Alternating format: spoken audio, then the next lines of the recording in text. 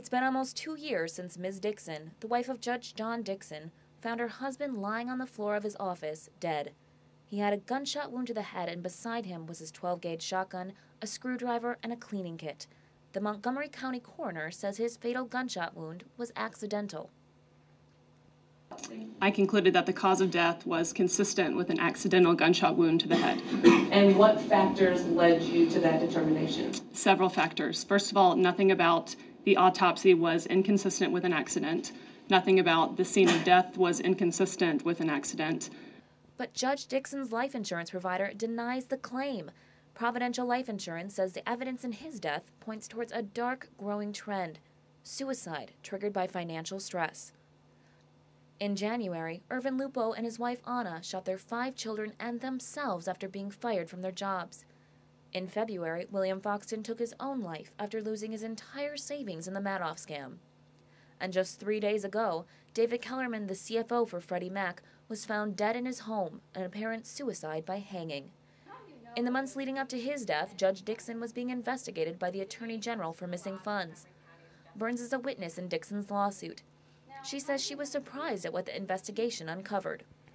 Mr. Dixon was a justice of the peace for Montgomery County. His name came up during August 2007 investigation because he failed to file any reports or make any payments from the year 2006 and the first half of 2007, so a whole year and a half without any payments. Right. And what was the result of your investigation of Mr. Dixon?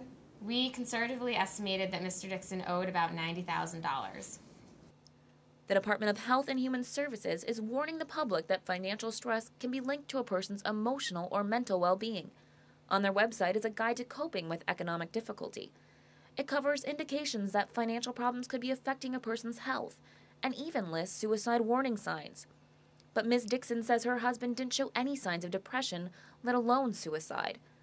Lead attorney for the defendant, Leif Williams, says Judge Dixon probably wanted it that way.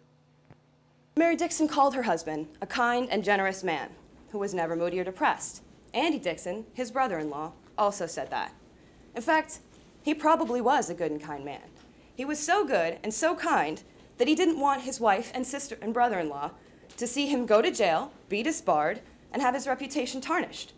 And he didn't want her to have to fend for herself financially when she was a librarian who only worked 25 hours a week.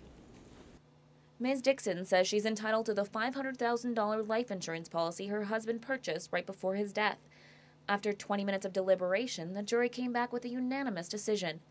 They found in favor of Providential Life Insurance and awarded Ms. Dixon the amount of their premiums, a little over $1,000.